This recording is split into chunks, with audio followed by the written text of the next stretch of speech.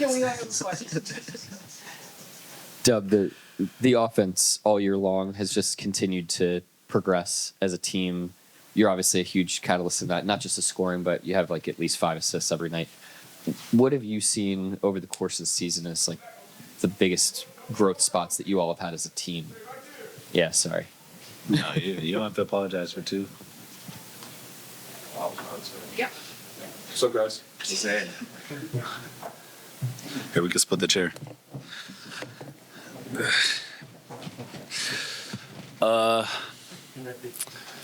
Hopefully everybody's still paying attention for my answer, but for me to get assists, guys have to make shots, and they've been doing a really good job of that. Finding windows, knowing when to cut, just kind of like understanding how I play, and they've been doing a good job playing off of me.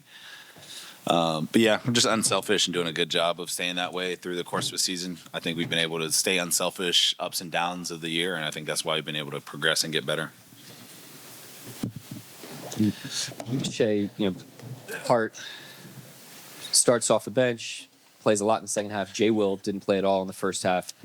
What do you make of the fluidity of the team and guys being able to just fit in whatever happens? Yeah, it's the name of the game. Like you said, J. Will came in, gave insane minutes after not playing for a few nights. It's not easy to do. We don't take it for granted. But we're a group, we're a team, and we know that. And everyone has a role, and everyone has to be ready for their moment. And that's what's expected. And I think that's why we've had success this year, because we all understand the task, and we all prioritize that. Now, with that being said, his role is not easy. It's frustrating. It's emotional. The way he handles it, it makes us a better team, and that doesn't go unnoticed for us at all. Bro, there's no way I had one steal. Everyone's stuff, yeah. What do you point out on the box score, Dove? Don't worry about it. I know. Don't tear me up. I know Chet got ruled out of the game at half, but so you didn't get a full sample of going back to like another change. Just Mark was in here before the game talking about how he put you and Chet back together in the fourth last game. He's going to kind of start changing that up. I guess now that Chet's a different player, like at least from last year, what are you sensing when you get back in the lineup with him? What are the differences from what you've seen with playing with Hart this year? Like, how different does that feel? Well, the difference between them two is, they're just two different players. I feel like Chet stretches the floor a lot more, and Hart puts a lot more pressure on the rim when he rolls, and so they obviously bring like a completely different dynamic. You guys have seen Hart kind of in that short roll area a lot, and obviously Chet can pop out, shoot threes, and roll as well. So they bring a different dynamic. I think right now is trying to integrate Chet into as many different situations as possible before, obviously, like, he hasn't played a lot this year. So I think Mark's just trying to like throw him in a lot of different scenarios and pair up different things to see what works and what doesn't. So we're using these last however many games to kind of figure out a flow and just kind of get him back into the offense. And he's done a good job not really forcing anything. And just trying to look for him a little extra, get him touches and figure out his game, because it's hard to miss half the season and then come back in. And, obviously we've been playing well. So, yeah. And for Edith, I feel like it was a good answer. He asked me like 3 questions in one thing, so knocked them all down. Go ahead, Joe. fair enough. It was a good question. For either of you guys, I got this one. Yeah, it's okay. Okay, for Shai. Take your time too. In February, you guys, at least before today, were a top 3-point shooting team in the league. I imagine that's higher now after tonight. Is that sort of the pendulum swinging back to the medium? Like, what do you attribute that to? We have guys on the team that can shoot. We work hard. We work at it. Game of basketball, the season, the games, like jump shots, they fluctuate. They go up and down, and we know that. So we like to play a brand of basketball that doesn't rely on it. But at the end of the night, we know we have guys that can shoot. It's about us taking the right shots for each guy, and we do so, and it'll even out. It'll balance out. And we know that. And for you specifically, like you came in tonight, I think shooting close to 49% on catch and shoot threes. Obviously, you don't get those a lot. Is that something you, like, down the stretch want to see more of? Like, is that something you think you could work more of into your game? Yeah, it's something that I have to get better at. Just having the awareness of when to space and when to shoot and how to kind of find them throughout the game and hunt them throughout the game. It'll make it easier on myself and my teammates moving forward. Something that I'll continue to try to get better at, but for sure a development focus of mine and will continue to be so. Shai, you've seen every defensive coverage this season from every team and every defensive player. Tonight, Dyson Daniels, who's considered among the favourites to win Defensive Player of the Year, spent some time on you. How would you grade his defensive performance and how it impacted your game tonight? Are you Australian? I am, yes. I'm not just asking that because I'm Australian, but I am, yeah, coincidence. Yeah, really great, really great hands. He just has a knack for it. Some stuff like that you can't teach. He reminds me a lot of Jalen, actually. Like, they always get their hand on the ball, always have deflections. He just gets the steals. Yeah, we gotta work on that. But he's a good defender. It's a gift of his for sure. Really good player, and his offense is continuing to grow as he's kind of come through the league, and we'll continue to see that. I don't know him much. Obviously, I know he's close to Josh, and I played him a little bit in the summertime at the Olympics. But he's a good player for sure. Been an NBA player and continue to grow. Do you scout potential defenders? Like when you're going into a game, do you look at the team and think, well, this guy's probably going to be on me? I watch what he's been doing and see how you can then apply that to a game? Not at all. I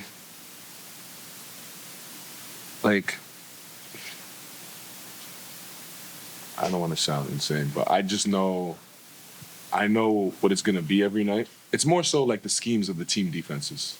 Like I'm never worried about the defender in front of me. It's always the schemes and the guys behind it and how many they're sending after. And then I just got to feel out when to be aggressive and when to play and make. And that's what it's usually about for me every night. But to answer your question, no, I don't ever, the guy in front of me doesn't really make a difference. I won't sound beautiful, but that's right. It's honest, and that's all we want, man. Shai, and ironically, they're saying that stat out that this is your 31st game scoring 31 points in your career. And I want to ask you, as far as being in the Olympics, had a playoff run last year, so not getting a lot of rest, but your consistency is very key. What goes into that? I train really hard in the off season for a long extended period of time. Like for the NBA season to perform at this level, I expect to perform at this level because of how I work. And then the days in between and the moments in between, I really take advantage of how I eat, how I sleep, and how I go about my days to make sure that when it is game time, I kind of have the same feeling, the same pop in my step, the same excitement, same anticipation that I have every night. And then that just gives me the best chance to be consistent on a nightly basis. And then Jalen, last one for me.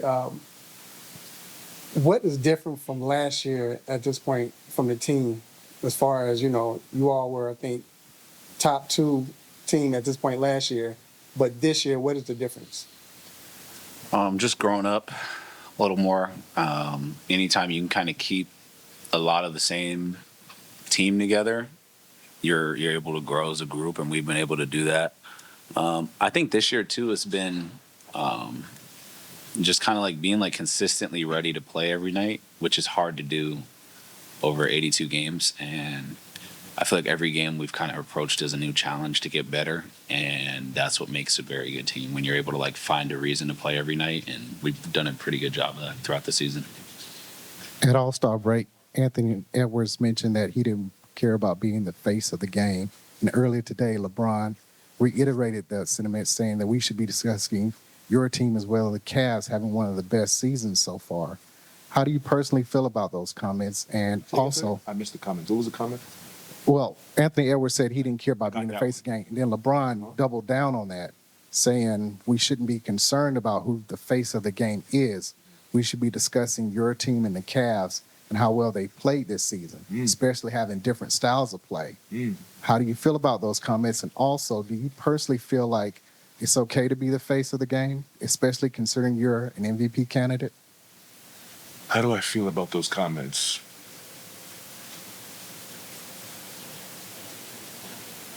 Like, he has a great point. You should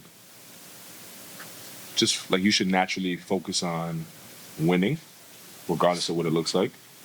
And I think we've noticed the uptick in that as a group. So I don't think like the NBA's not doing that. And then, is it okay to be the face of the league? It comes with responsibility. Now, whether you want that responsibility, it's up for you to decide. And ultimately, like, you don't have any control over it. Like, you can go out there and be a monster every night. Now, if the fans and the media and everyone gravitates you, then you're gonna walk into that, whether you want it or not, like LeBron James. I'm sure LeBron James wasn't 12 like, yeah, I can't wait to be the face of the league, you know? It just happened because of who he was, the way he carries himself, and the player he is. So I think you don't have no choice, unless you literally, like Anthony Edwards say, I don't want it.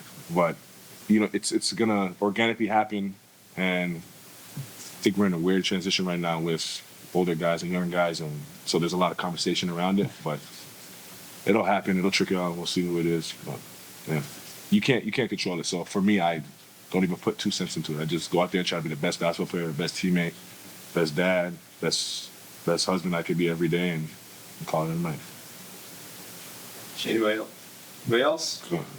I actually wanted to ask about the game, just either one of you guys, what you guys did differently in that third quarter to pull away from the Hawks, because they had that big second quarter. So what did you guys do differently in that third quarter? Tightened up our coverages defensively. Our defense is kind of what sparks a lot of the flow that we have on offense. The NBA is one of those things where you can trade buckets all night, but a lot of times if you look at the games, teams that consistently win are ones that can get stops. And I think we had like 4 or 5 stops in a row, and we were able to get out and transition and score and generate easier buckets. And just we've been good in the half court all year, so that was one of the things that we were trying to get back to. They got a lot of like transition, easy layups and stuff that we try and avoid, and we can kind of shut off coverage issues. We do a pretty good job of that. For either one of you, Lou was kind of in a shooting slump from behind the arc. Tonight, he finishes 1 shy of tying his career record at 7. You know, just him getting his shot back. How do you guys feel? Good. He had 6. Dang. 6 for 11. Yeah, big night from Lou. Shout out Lou, man. Lou's like, back to what I said like earlier about the 3-point shooting. He's a good shooter. Jump shots fluctuate all year. I don't care who you are. I've seen Steph Curry go 0 for 10 in a game, and we saw what he did the other night. So like, and he's the best shooter ever. So it's gonna fluctuate. You just gotta trust your work. You gotta work hard and take good shots, and it'll happen for you. And it happened for Lou tonight because he did so. Sure, I'll wait. I got one more. I got one more. All right, let's get to the last one. I want to go back to the LeBron comments. I think it's worth noting that. You like that, huh? when he was asked about what Ant Edwards said at All-Star, he referenced what I believe was Shannon Fry said, which was that he feels like why would anybody want to be basically because of mainstream NBA coverage and because it's stars so scrutinized and it's just this really scrutinized position to be face of the league. I just wonder what you think of that, and if you maybe share that idea. Me personally, I don't care to be scrutinized, so that type of thing, like, it doesn't bother me at all. Like, you can think of my game however you want to think about it. You can think of my teammates however you want to think about them. Like, at the end of the night, for me, it's about winning basketball games, and all the other stuff that comes with the NBA, I put on the back burner. So like, I really like. Sure, I guess he feels like that way, but personally, me, like, I don't care. I don't care to be scrutinized. I don't care to be praised.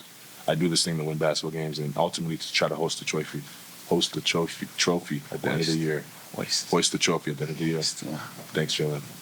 And if I don't do that, then it's a failure, and I work at it again, and I try again next year. That's all that goes to my brain, and all the other stuff is fluff for the clubs.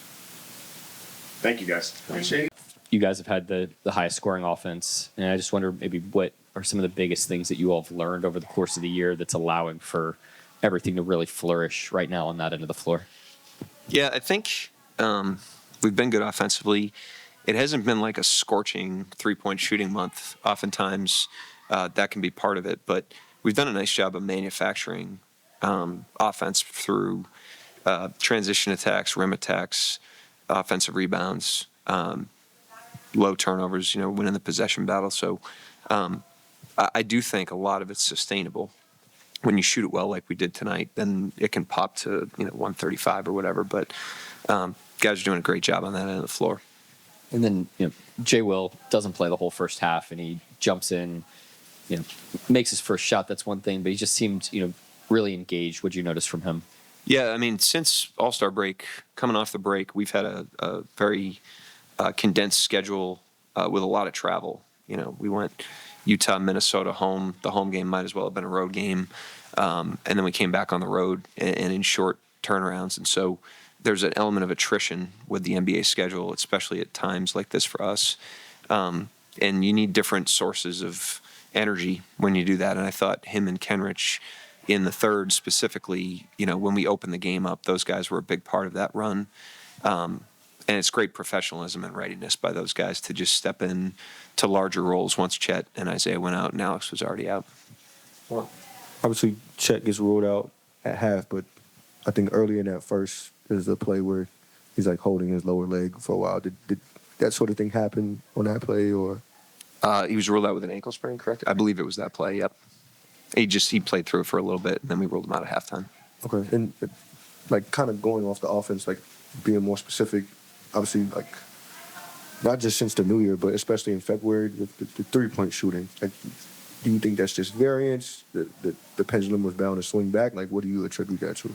A little bit of variance. I mean, a little bit of variance. I think guys are going to find their level as 3-point shooters. Caruso and Kaysen early in the season is a great example of that. They've come around. Isaiah Joe had a really rough stretch in 2024 at the end of the year. He's come back around. Wiggins, has always played well all season, but his shooting has really come around lately. So some of it's that, but you don't score the way we're scoring as consistently as we're scoring without nice balance. And I think we have nice balance right now. I think we're executing. We're taking care of the ball. We're, like I said, getting offensive rebounds and really working to find good shots. Part of being a good shooter, at least from afar, seems like, what you tell yourself after a certain stretch. I wouldn't know. Maybe not. But with Lou, like he came out of the break not so hot. Yep. And he almost tied his career high tonight. Like, what have you seen over time in terms of the things he tells himself after certain stretches, certain games, like the mindset he's kind of garnered over time? Yeah, he's seen a lot of shots go in his career. So I do think the experience of playing a lot of years and a lot of minutes like he has helps you to understand that, nothing's permanent in the NBA. So a good shooting stretch is not permanent. Poor shooting stretch is not permanent. That's why, we really try to help guys. I don't know what they say to themselves, but the things that we say to them is we try to help them shoot their shots, understand what a good shot is for them as it relates to our team, and then give them the confidence to shoot that in every circumstance. And if you get it going, it doesn't necessarily mean you should be expanding that. You just keep doubling down. And so I was happy for him to break through because he's obviously had a tough shooting stretch over the last 4 games or so. But we have confidence that he's gonna make them. Coach, at this point in the season, I know you have a few different players here, but what is the main difference, or what is the difference between last year and this team this year, at this point in the season? I don't know. I think there's the first thing is internal growth. We have a lot of players back. For a team that is as young as we are, we have a lot of continuity and we have a lot of internal growth. We have a lot of guys that got individually better year over year. I would say just about every rotation player, and then collectively have gotten better in terms of the chemistry on the court, the way we play, and stuff like that. And then I'd be lying if I didn't acknowledge Hartenstein, Caruso, AJ Mitchell earlier in the year. Dylan's given us good minutes. We've added new players as well that have had their fingerprints on this thing. So I think it's a combination of those two things. And then the fact that Hartenstein can come in and do whatever the team needs him to do at any point. Just can you talk about that? He's the man. I can't say enough about him as a guy. He's such a real dude, great teammate, great in the locker room, great on the court, totally coachable. He just wants to know what he needs to do to help the team win. So He came off the bench tonight, I think, for the first time all season, and that was like a 3-second conversation. There's no need to massage that with him because he's a soldier. So I have great appreciation for not only, his impact as a player, but who he is. Coach, could you talk about how tonight you guys really placed an emphasis on limiting Trae Young offensively, not him getting downhill, and Dyson Daniels on the offensive end. He scored a lot lately over the last 2 weeks, but tonight you guys really had a real emphasis on Dyson and Trae Young. Yeah, I mean, it's hard. These are good teams, so it's hard to take everything away, but we try to prioritize, the other team's engines, the guys that really make them go. Obviously, for this team, it's Trae, and he's hard to bottle up. He got loose there in the third, in front of our bench early in the quarter before we really started to stack stops up. Even later in the fourth quarter, you think you've got him in the coverage and he just like beats two guys and he's in the middle of the lane, floating it with like 8 to go. So really tough player, but we try to prioritize that. It wasn't our best defensive night, but we did a decent job on him. I thought we held him in check. Well, Mark, it seems silly, but like we're going to more arenas now, and Shai is getting pelted with the free throw merchant chance. Like, I guess I wonder what you think in terms of like people sort of villainizing that as an attribute. I mean, hate is the highest of compliments when it comes to the great players. Yeah, like that's just comes with the territory of being a great player. Anybody else? Thank you, Coach. Yep, thanks.